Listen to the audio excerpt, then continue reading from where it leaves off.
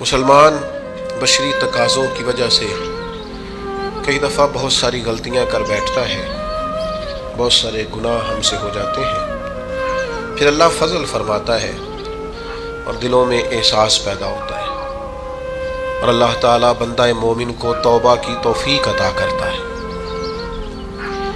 اب یہ کہ توبہ کسی شخص نے کی، اللہ کے حضور وہ رجوع لایا، اس نے ارادہ کیا کہ اب وہ اپنے مالک کا فرما بردار بن کر وقت گزارے گا، نافرمانیوں سے اللہ تبارک و تعالیٰ کی بارگاہ کی جتنی بھی اس سے نافرمانی ہوئی ہے اس سے وہ سچے دل سے تائب ہوگا، تو اس کے لیے وہ کیا کرے؟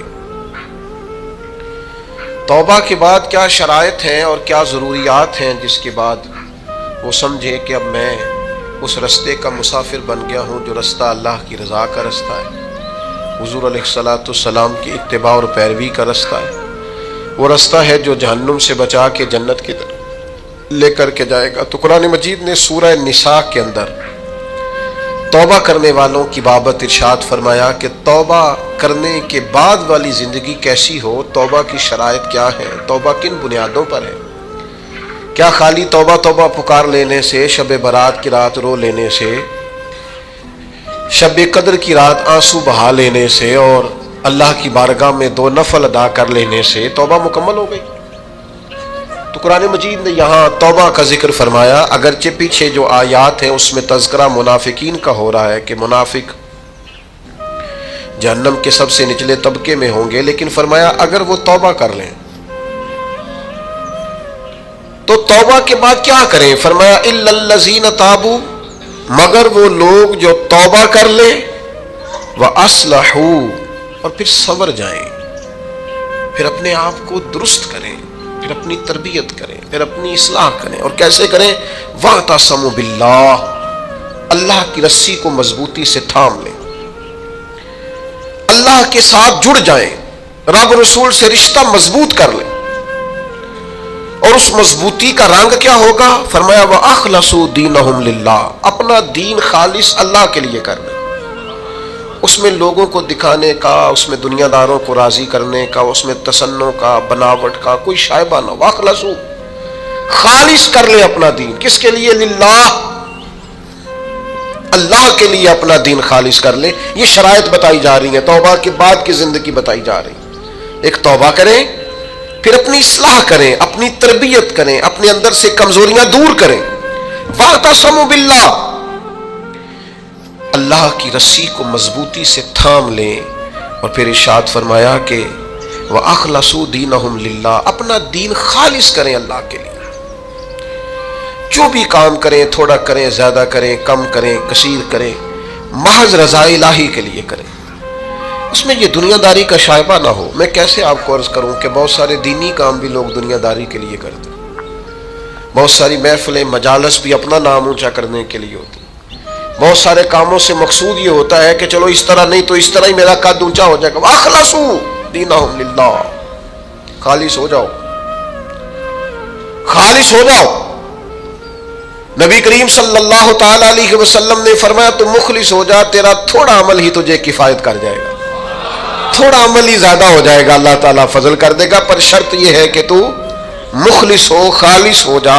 فرمایا جب یہ چیزیں تیرے اندر پیدا ہو جائیں گی فَأُولَٰئِکَ مَعَ الْمُؤْمِنِينَ، تو پھر اللہ تعالیٰ انہیں مومنوں کے ساتھ شامل فرما لے۔ میں کہہ چکا ہوں بات تو پیچھے منافقین کی ہو رہی ہے، لیکن یہاں صوفیاء نے باریک نقطہ بیان کیا۔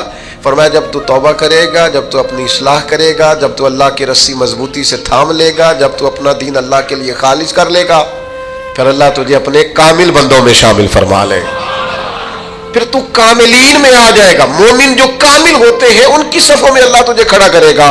وَسَوْفَ يُؤْتِ اللَّهُ الْمُؤْمِنِينَ أَجْرًا عَظِيمًا، اور فرمایا ان قریب اللہ مومنوں کو بڑا ہی اجر عطا فرمانے والا ہے۔ جن بندوں میں تمہیں شامل کیا جائے گا ان قریب تم دیکھو گے اللہ انہیں بڑا اجر عطا کرنے والا ہے۔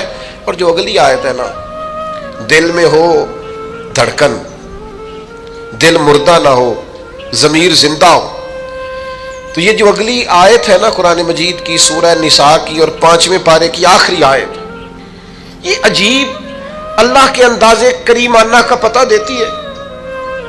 یہ بڑے انوکھے انداز میں بندہ مومن سے خطاب کرتی ہے، یہ بڑے انوکھے انداز سے کافر کو منافق کو بھی سمجھاتی ہے، یہ کس طرح کھول کر ایک نیا رنگ قرآن مجید اپنے پڑھنے سننے سمجھنے والوں کے دلوں میں پیدا کرتا ہے۔ اللہ کریم نے ارشاد فرمایا ما یفعل اللہ بعذابکم، فرمایا اللہ تمہیں عذاب دے کے کیا کرے گا، اللہ تمہیں عذاب دے کے اوہو قربان جائے، مالک چاہتا نہیں کہ اللہ تمہیں عذاب دے کے کیا کرے گا، ان شکرتم و آمنتم، اگر تم شکر ادا کرو اور ایمان لے آؤ، اگر تم شکر گزار بندے بن جاؤ، مومن بندے بن جاؤ، تو اللہ تمہیں عذاب دے کے کیا کرے گا، رب تمہیں عذاب دینا چاہتا نہیں ہے، وہ کرم کرنا چاہتا ہے، وہ عطائیں کرنا چاہتا ہے۔ دو ہی مطالبے ہیں، ایک یہ کہ اس کے شکر گزار بنو، اور ایک یہ کہ مومن کامل بنو، کامل ایمان ہو اور مزاج شکر والا ہو تو رب کہتا ہے وہ اللہ تمہیں عذاب دے کے کیا کرے گا، اس کی رضا نہیں ہے کہ تم چھلانگے لگاتے ہو عذاب کی طرف بڑھتے ہو۔ پوچھ لے ویسے دائیں بائیں کسی سے، پوچھ لے ویسے اپنے آپ سے کہ دل شاکر ہے، اللہ کی رضا پہ راضی ہے، جہاں مالک نے رکھا ہوا ہے وہاں لوگ خوش ہیں۔ ہمارے مزاجوں سے تو حال میں مزید کی طلب ہی نہیں جاتی، یہ کوئی نہیں وہ کوئی نہیں، یہاں پریشانی وہاں دکھ یہاں آزمائش، ہر وقت کے شکوے، ہر وقت کی پریشانیاں، ہر وقت کی آزمائشیں ہم نے اوڑھ رکھی ہیں۔ فرمایا اللہ تمہیں عذاب دے کے کیا کرے گا اگر تم شکر کرو، اگر تم ایمان لاؤ۔ اور مزے کی بات دیکھو، شکر اتنی بڑی نعمت ہے کہ ایمان کا ذکر بظاہر بعد میں کیا، شکر کا پہلے کیا ہے۔ اور یہاں علماء نے لکھا ہے کامل مومن بھی وہی ہوتا ہے جو رب کا شکر گزار ہوتا ہے، جس کے مزاج میں شکر کوئی نہیں نا، اس کو ایمان کی وہ خاص لذت بھی نصیب نہیں ہوتی۔ اور آگے پتہ کیا ارشاد فرما، وہ تمہیں عذاب دے کے کیا کرے گا اگر تم شکر کرو اور ایمان لے آؤ۔ وَقَانَ اللَّهُ شَاكِرًا عَلِيمًا، اللہ تو قدر کرنے والا ہے، اللہ تو قدردان ہے، اللہ تعالیٰ تو صلہ دینے والا ہے، اور علیمہ وہ جاننے والا ہے تمہارے دلوں میں کیا ہے۔ تم اگر شکر کر لو، تم اگر ایمان لے آؤ تو اللہ تمہیں عذاب دے کے، ہمارا پتہ مزاج کیا ہے، ہماری طبیعت سے ناشکری نہیں جاتی، ہمارے مزاجوں میں ایک بات پیدا ہو گئی ہے کہ میں دکھی ہوں، فلانا مجھ سے بڑا اچھا ہے، اس نے ہمیں مضطرب کر دیا ہے، بے چین کر دیا ہے۔ دکھ ہے کیا، دکھ ہے کیا، درویش کہتے ہیں دکھ یہی ہے، تیری مرضی اور ہے رب کی مرضی اور ہے، جب تیری اور رب کی مرضی ایک ہو جائے پھر دکھ ہوتا ہی کوئی نہیں، پھر سکھ ہی سکھ ہے، جہاں رب رکھے تو شکر گزار ہو جائے تو سکھی ہے۔ دکھ یہ ہے کہ تو کہتا ہے جو اللہ نے کیا ہے شاید معاذ اللہ وہ ٹھیک یہ ہونا چاہیے تھا۔ یاد رکھنے کی بات ہے، سمجھ لیں اس کو، توبہ کے بعد جو اپنی زندگی ہے اس کو کس طرح گزارنا ہے اسے سمجھیں۔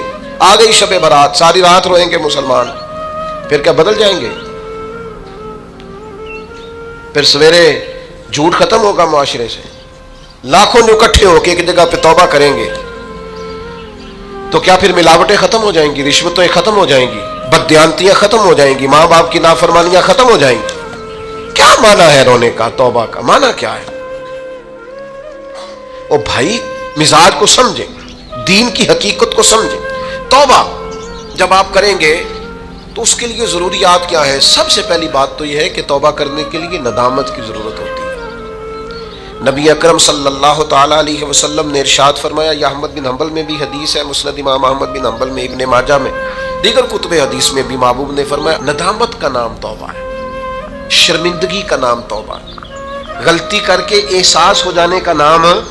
اور جن لوگوں میں احساس نہیں ان کی کوئی توبہ نہیں، مجھے یاد تو نہیں جی کبھی کسی کا دل دکھایا ہو، مجھے یاد تو نہیں کبھی کسی کا برا چاہا ہو، مجھے یاد تو نہیں کبھی کسی کا نقصان کیا ہو، پر میں اللہ کی بارگاہ میں توبہ کرتا ہوں۔ بھئی آپ پاک صاف اتنے ہیں تو توبہ کس بات کی؟ آپ میں جب ندامت ہی نہیں پیدا ہو رہی، آپ گناہ کو گناہ ہی تسلیم نہیں کر رہے، اپنی غلطی نہیں مان رہے، تو توبہ کاہے کی؟ تو توبہ کرنے سے پہلے احساس پیدا کرنا، ندامت پیدا کرنا، شرمندگی دل میں پیدا ہونا، یہ تو پہلی سیڑھی ہے۔ اور اگر یہ سیڑھی حاصل نہیں ہے تو پھر توبہ انسان کو میسر آ سکتی۔ حضرت عمر فاروق رضی اللہ تعالیٰ عنہ ارشاد فرمایا کرتے تھے، جو لوگ زیادہ کثرت سے توبہ کرنے والے ہیں، استغفار کرنے والے، ان کے پاس بیٹھا کرو، ان کے دل نرم ہوتے ہیں، ان کی صحبت اختیار کیا کرو، مزاج کے نرم ہوتے. کیوں؟ کہ ان کے اندر احساس ہوتا ہے ہم سے غلطی ہو گئی، انہیں خیال آتا ہے. آج ہمارا سب سے بڑا مسئلہ یہ ہے کہ ہمیں احساس ہی نہیں اپنی غلطیوں کا. مومن کی شان یہ ہے کہ وہ رائی کے دانے کے برابر کبھی غلطی کرے تو اسے پہاڑ محسوس ہوتی ہے، اوہ مجھ سے تو بڑا گناہ ہو گیا. اور منافق کی علامت یہ ہوتی ہے کہ پہاڑ کے برابر گناہ کرتا ہے تو رائی سمجھتا ہے، کہتا کچھ بھی نہیں، ساری دنیا نہیں کرتی، پھر کیا ہو گیا؟ ہو جاتا ہے انسان. نہیں، مومن ڈرتا ہے، احساس ندامت ہر وقت اسے بے چین رکھتا ہے. اللہ کے بندے ہمیشہ ندامت کے ساتھ رہتے ہیں. دلوں میں احساس تو پیدا کرے، طبیعت تو ہو یار کہ مجھ سے غلطی ہوئی ہے. سیدہ عائشہ صدیقہ فرماتی ہیں حضور نے فرمایا جو بندہ اعتراف کرتا ہے نا مالک مجھ سے غلطی ہو گئی، اعتراف گناہ کر کے معافی مانگتا ہے، تاب اللہ علیہ، اللہ اس کی توبہ کو قبول فرما لیتا ہے. اعتراف ہی نہیں، ہم نے جرم کیا ہی کوئی نہیں، ہمارے اندر کوئی غلطی ہے ہی نہیں سرے سے. جب ہم یہ ماننے کو تیار نہیں تو پھر مجھے بتائیے مانا کیا ہوا. اور دوسری بات قرآن نے کہی وَأَصْلَحُوا، پھر وہ اپنی اصلاح بھی کرے، پھر گناہ چھوڑ دے جس سے توبہ کی، پھر دوبارہ اس خطا کے پاس نہ جائے. پکا ارادہ تو کرے کہ آج کے بعد دوبارہ یہ جرم نہیں کرنا، لیکن توبہ بھی خوب کی، شب برات کی ساری رات روئے، عمرہ بھی بہت کثرت سے کیا، وہاں جا کے بھی بڑی معافیاں مانگی، لیکن واپس آ کے وہ گناہ چھوڑا ہی نہیں. وہ جس غلطی کی توبہ کی تھی اس کی اصلاح ہی نہیں کی، اپنے آپ کو بدلا ہی نہیں. تو بھائی بچہ چھٹیاں کر کے آتا ہے، استاد کہتا ہے میں تمہیں کلاس میں نہیں رکھوں گا، یہاں سے نکل جاؤ. تو وہ طالب علم کہتا ہے کہ استاد جی آئندہ چھٹی نہیں کروں گا، آئندہ چھٹی مجھے معاف کر دے، میں آئندہ غیر حاضری. یہ کیا ہے؟ یہ اس کی توبہ ہے. اگر وہ کہے کہ جناب آپ معاف بھی کر دیں پر اگلے ہفتے 2 چھٹیاں میں نے دوبارہ بھی کر دی ہیں، تو استاد رکھ لے گا. تو اسے کہیں گے تو فارغ ہے. وہ یقین دلاتا ہے، پھر اپنی اماں سے سفارش کراتا ہے، فون کراتا ہے، ابا جی کا فون کراتا ہے، گھر سے وہ کسی سفارشی کو لاتا ہے، کہتا ہے جناب یہ مہربانی کریں، یہ میں ان کو ساتھ لایا ہوں، میں آئندہ چھٹی غلطی ہو گئی، بھول گیا تھا. وہ بار بار کہتا ہے جی آج کے بعد ہوا تو جو مرضی کر لیجئے گا، آج کے بعد اگر غلطی ہوئی تو پھر آپ جو مرضی فیصلہ کیجئے گا. یہ غلطی آئندہ نہ کرنے کا ارادہ توبہ ہے. لیکن ساری رات شب برات پہ رو کے سویرے ہی دکان کھولتے پہلا جھوٹ بول دینا اور کہنا میں توبہ کر کے آیا ہوں. حضرت ذوالنون مصری رحمت اللہ تعالی علیہ فرماتے ہیں گناہ سے باز آئے بغیر توبہ کرنا جھوٹے لوگوں کا طریقہ ہے. یہ رب سے بھی جھوٹ بول کے آیا رات، اس کا پورا ارادہ نہیں تھا توبہ، اس لیے کہ گناہ چھوڑنے کا ارادہ ہی نہیں، بھاگ آنے کا پروگرام ہی نہیں. اس کا استغفار، اس کی توبہ، یہ جملے تھے، یہ لفظ تھے، یہ زبان کی ادائیگی، قلب اور روح کے ساتھ اس نے توبہ نہیں کی. میرے بھائیوں وقت ہمیں میسر آ رہا ہے، ارادہ کریں نا خطائیں چھوڑنے کا. اب کتنی دیر تک بہت سارے حالات بدل گئے، عمریں بڑھ گئیں، بات آگے نکل گئی. امام غزالی فرماتے ہیں جس کی عمر 40 سال ہو گئی اور ابھی بھی وہ گناہ سے باز نہیں آیا، اس کا مطلب یہ ہے کہ وہ اپنے لیے جہنم کا فیصلہ کر چکا ہے. معاذ اللہ، اس نے ارادہ کر لیا ہے کہ جانا ہی گویا دوزخ میں، اللہ کی نافرمانی پر کمر بستہ ہو گیا. تو دوسری شرط یہ ہے کہ ارادہ کیا جائے کہ میں آج کے بعد یہ والا عمل نہیں کروں گا. اور میں نے چھوٹے بچوں کو جو بھی 15-18 سال کی عمر میں ہوتے ہیں، میں نے انہیں دیکھا ہے کہ وہ اساتذہ کو اور والدین کو کیسے مناتے ہیں، وہ اپنے بڑوں کو کیسے مناتے ہیں، وہ کیسے یقین دلاتے ہیں، کہتے ہیں آج کے بعد دوبارہ آپ مجھے یہ غلطی کرتے تو محسوس ہوتا ہے. پھر ان پر بڑے سخت ترین اساتذہ کو بھی رحم آتا ہے، کہتے ہیں یار کہہ تو رہا ہے، آخر بچہ ہے، چلو بھول گیا تھا، رکھ لو، خیال آ جاتا ہے. تو جب تک یہ کیفیت پیدا نہیں ہوتی اتنی دیر تک شب برات کی شام ہاتھ اٹھانے کا مقصد سمجھ میں نہیں آتا، دعا مانگنے کا مقصد سمجھ میں آپ نے پختہ ارادہ ہی نہیں کیا. ابھی تیسری بات توبہ کے مسئلے میں ہمارے علماء نے یہ لکھی ہے کہ گناہ جس طرح لوگ ڈٹ کے کرتے ہیں اور ڈھٹائی سے کرتے ہیں، تو توبہ والے معاملے میں بندے کو ذرا ڈٹنا چاہیے، کچھ دن اس سے پریکٹس تو کرنی چاہیے، جدوجہد تو کرنی چاہیے، کوشش تو کرنی چاہیے. اللہ کہتا ہے تو ہمت کر، رب تیری مدد فرمائے. ان الذین قالوا ربنا اللہ ثم استقاموا تتنزل علیہم الملائکہ جو کہے گا اللہ میرا رب ہے پہ ڈٹ جائے گا، اس کی مدد کے لیے اللہ فرشتے بھی نازل فرما دے گا۔ استقامت کا تھوڑا مزاج ہو، تھوڑی طبیعت ہو کہ ہم نے استقامت اختیار کرنی ہے، ڈٹنا ہے تھوڑا توبہ کے بعد، تھوڑا ارادہ کرنا ہے کہ یار نہیں اب میں نے اس طرف نہیں جانا، اب میرا ارادہ بدل گیا، اب میں نے یہ کام۔ ایک صحابی تھے تو وہ فرماتے ہیں کہ میں توبہ کرنے سے پہلے ایک خاتون کے ہاں آیا جایا کرتا تھا، پھر اللہ نے مجھے توفیق دی، میں توبہ کر گیا اور کلمہ پڑھ گیا، اور جب میں حضور کی بارگاہ سے ہو کے واپس آ رہا تھا تو وہ رستے میں مجھے آوازیں دے رہی تھی، لیکن جب میں نظریں جھکا کے اس کے پاس سے گزر گیا تو مجھے کہنے لگی تم وہی نہیں ہو؟ تو میں نے کہا نہیں، اب تو میں توبہ کر کے آیا، اب تو میں اللہ کا بندہ بن کے آیا۔ حضرت حبیب اجمی رحمۃ اللہ تعالی علیہ، اللہ نے مجھے توفیق دی، میں ان کے مزار پہ بھی حاضر ہوا، بغداد معلیٰ میں ان کا مزار ہے، اور میں ان کے نا قبر کی پیروں کی جانب کھڑے ہو کے نا تو ان کے کچھ اقوال ان کو سنا رہا تھا، ان کے کچھ اقوال ان کو سنا رہا تھا۔ حضرت حبیب اجمی رحمۃ اللہ علیہ سود کا کام کرتے تھے، دعا کریں اللہ ہم سب کو محفوظ کرے، آمین تو کریں اللہ ہم سب کو۔ اب لوگوں نے بغلوں میں فتوے بھی رکھ لیے ہیں، کل پرسوں میرے پاس ایک صاحب فتویٰ لے کے آئے، فلانے مولانا صاحب نے کہا فلانی بینک کا سیونگ اکاؤنٹ بھی ٹھیک ہے، یہ میری بغل میں فتویٰ ہے تو یہ آپ پڑھ لیں۔ میں کیا تو مینو کو پوچھنا ہے جی، تو تیرے کو فتویٰ جو ہے ایک بندے کو فتویٰ مل گیا ہے اور اس نے پکڑا ہوا ہے بغل میں ہے، میرے پاس کیوں آیا ہے؟ کہنے لگے جی آپ کیا کہہ رہے ہیں؟ میں کیا تو تاں آیا ہے، تو مطمئن نہیں مولوی دی گل پہ، اگر تو مطمئن ہوتا تو تصدیق کرنے، تو یہ تو مطمئن نہیں ہے نا، اس کا مطلب ہے کہ بات کے اندر شک ہے، اس گل چ رولا ہے۔ تو میں کیا رولے والی گل چنگی، تو میں کیا فتویٰ دوبارہ لپیٹ کے جیب چ پا، تو دس سیونگ اکاؤنٹ ٹھیک ہوں ہے؟ کہنا جی سمجھ نہیں آئی تاں تے آیا۔ میں کہا بس ٹھیک ہے، تینوں پھر سمجھ آ گئی ہے، جیڑی سمجھ نہیں نہ آئی ہے تو مطلب ہے سمجھ آ گئی، یہ سمجھ لیں آپ چھوڑیں، میں کسی کا نام نہیں لیتا، کوئی بات نہیں کرتا، میں آپ کو بخاری کی حدیث سناتا ہوں، نبی پاک علیہ السلام نے فرمایا ایک حلال ہے وہ بھی واضح، ایک حرام ہے وہ بھی واضح ہے، ایک میں شک ہے کہ پتہ نہیں حلال ہے کہ پتہ نہیں حرام ہے۔ میرے کریم محبوب نے فرمایا تم نے شک والی چیز سے بھی بچنا ہے، شک سے بھی تم نے بچنا ہے، اس لیے کہ مسلمان طیب اور طاہر کا قائل ہوتا ہے، وہ پاکیزہ مزاج ہوتا ہے، پاکیزگی کا قائل ہوتا ہے۔ بھائیو یہ بچیں، یہ رزق حرام اتنا نقصان کرتا ہے کہ انسان کا اللہ سے رشتہ کمزور کر دیتا ہے۔ لقمہ حرام سے پوری پرہیز، پوری زہر کی طرح اس سے پرہیز کریں، تیزاب کی طرح اس سے بچیں، تب جا کے انسان کی روحانی زندگی کچھ آگے بڑھنی شروع ہوتی ہے۔ توبہ سچی، اخلاص والی، سنورنے والی اور استقامت والی کہ میں نے پھر دوبارہ یہ عمل نہیں کرنا، اور عادتیں بدل جایا کرتی ہیں، عادتیں بدل، عادی تھے لوگ شراب کے، پر حضور نے فرمایا حرام ہے، اور پھر دوبارہ کوئی قریب بالکل جن چیزوں کی 100% کوئی منع کرنے والا نہیں تھا ان کو اشاروں سے منع کیا میرے نبی پاک۔ تو یہ بندہ مومن کی شان ہوتی ہے، پھر وہ اتنے پکے ہوئے کہ دوبارہ ان چیزوں کے قریب تو توبہ کریں، لیکن پھر اس پر ڈٹیں۔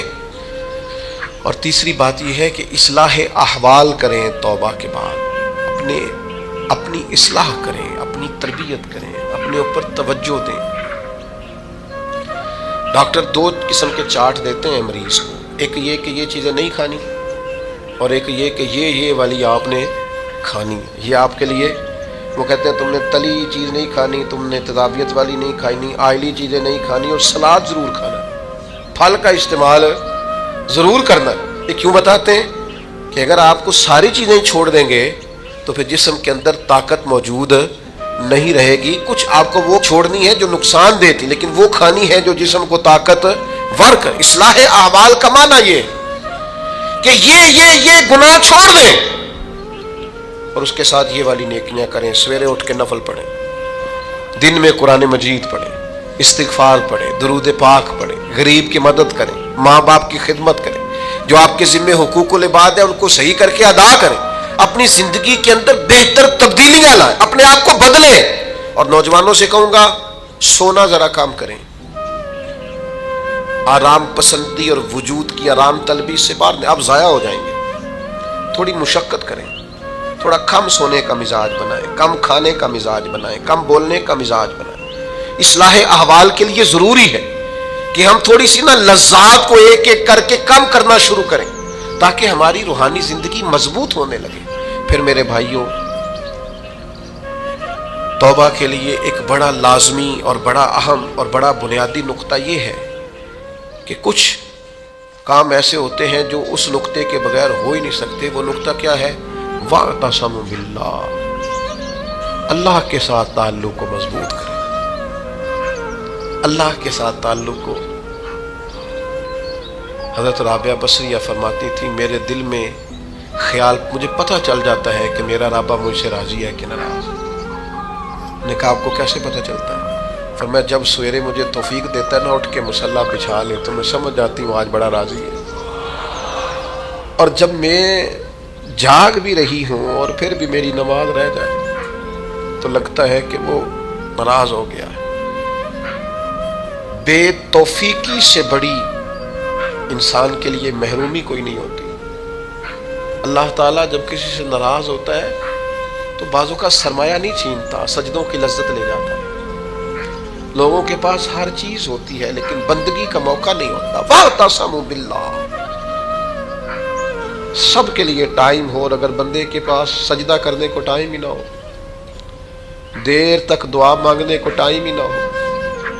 ایک دن بیمار نہیں ہوئی حضرت رابعہ بصریہ تو کہنے لگی مالک تو ناراض تو نہیں ہو گیا؟ تو مجھے بیمار کرتا ہے تو میں تجھے یاد بڑا کرتی ہوں، میرا نفس کمزور پڑ جاتا ہے، گناہ کی طرف نہیں جاتا، میں ذرا بیمار رہتی ہوں تو ٹھیک رہتی ہوں، مہربانی کر تو میرے اوپر وہ سارا بوجھ ڈال جس سے میرا نفس کمزور رہے اور تیری بات وَاعْتَصِمُوا بِاللَّهِ۔ لمبی لمبی دعائیں مانگا کریں، دیر تک اپنے رب کے حضور حاضر رہا کریں۔ بندوں کو 10-15 منٹ بعد سنائے تو وہ اکتانے لگ جاتے ہیں، وہ کہتے ہیں میں نے سن لیا ہے جو آپ نے کہا، مجھے سمجھ آ گئی، آپ بس کریں۔ آپ وہ قریب ہے، وہ کہتا ہے نہ تمہارے رب کو اونگ آتی ہے نہ نیند آتی ہے، جس وقت بھی دعا مانگو وہ قبول کرتا ہے۔ اپنا تعلق اللہ رسول کے ساتھ مضبوط کریں۔ میں اپنے دوستوں سے اکثر کہتا ہوں ہر چیز کمزور ہو جائے تمہارا مصلی نہیں کمزور ہونا چاہیے۔ یہ شعبان، یہ رمضان، یہ مصلی بچھانے کے مہینے ہیں۔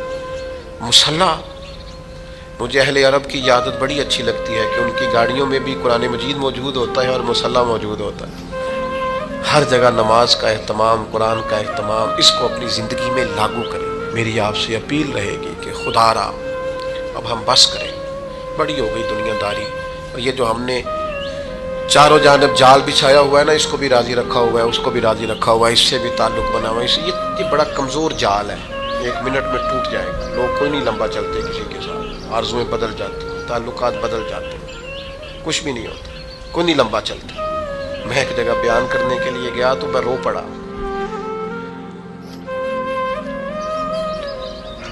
انہوں نے مجھے ایک مشہور خطیب کا بتایا کہ ہمارے پاس وہ ہر سال آیا کرتے تھے، تو میں نے کہا کیوں نہیں آتے؟ کہنے لگے وہ بیمار ہو گئے۔ میں نے کہا دوبارہ کبھی پتہ لینے گئے ہو؟ اور میں نے کہا بیچارہ بیمار ہوا ہے، تم نے تو زندگی میں ہی چھوڑ دیا، مرنے کے بعد کیا حال ہے؟ لوگوں کو تو اس شہرت سے اور اس واہ واہ سے دلچسپی ہوتی ہے، وہ چمکتے ہوئے آفتاب سے، کبھی سورج ڈوب جائے تو کوئی یاد کرتا ہے اسے، کبھی چاند چلا جائے تو کوئی یاد کرتا ہے او پیاں دس دیاں قبراں جنہاں تے پھل پے، ادھروں کوئی نہیں گیا آمدات، ادھروں لکھاں گئے۔ ایک بزرگ اپنے بیٹے کے ساتھ قبرستان گئے تو ایک پرانی قبر پہ بیٹھ کے رونا شروع کر دیا۔ پرانی ہی قبر تھی، ٹوٹی ہوئی تھی۔ کہنے لگا ابا جی کیا ہوا، آپ کیوں رو رہے ہیں؟ تو بزرگ تھے نا، اہل معرفت میں سے تھے۔ کہنے لگے پتر کچھ نہیں نا، 25 سال سے میں آ رہا ہوں، اس قبر پر میں نے کبھی مٹی ڈلی ہوئی نہیں دیکھی، اس پر کبھی کسی کو پھول ڈالتے نہیں دیکھا، کبھی نہیں دیکھا کوئی اس قبر کے پیروں کی جانب کھڑا ہو کے فاتحہ پڑھ رہا، کبھی نہیں دیکھا کہ یہاں آیا ہو۔ تو لوگ تو کہنے لگے 20-25 سال تو مجھے بیت گئے۔ ان کا بیٹا مجھے بتانے لگا کہ ابا جی بڑا روئے، والد صاحب کہنے لگے کہ پتہ نہیں ہمارے ساتھ کیا ہونے والا ہے، آتے ہی نہیں لوگ، بھول گئے۔ آپ چلے جائیں قبرستان میں، کئی قبریں شکوہ کریں گی کہ کوئی نہیں آیا، زمانہ بر مزار ماں غریب ماں، یہ جہانگیر کی قبر پہ لکھا ہے کہ میں غریب ہوں، میری قبر پہ تو بلبل بھی کوئی نہیں آتی، کوئی بلبل ہی گیت سنا جائے آ کے، کوئی پروانہ ہی نہیں آتا، لیکن بادشاہاں نہ امیراں دے دیوے بل دے صدا فقیراں دے۔ وہ حضرت پیر میر علی شاہ پاک پتن گئے تو نعرے بڑے لگ رہے تھے، بابا صاحب گئے تو کہا یہ کیا ہے؟ فرمایا قرآن سچا ہو رہا ہے، رب نے کہا تھا فاذکرونی اذکرکم، مجھے یاد کرنا میں تمہیں یاد کروں۔ فرید نے ساری زندگی اللہ اللہ کی ہے، اب دنیا دیکھو ان کو یاد کر رہی۔ تو میرے بھائیوں، ہم نے توبہ کرنی ہے، لیکن پھر سنورنا ہے، پھر اخلاص پیدا کرنا ہے، پھر اللہ سے جڑنا ہے، پھر اپنے معاملات کو درست کرنا ہے۔ اللہ تعالی ہمیں سمجھنے کی توفیق دے۔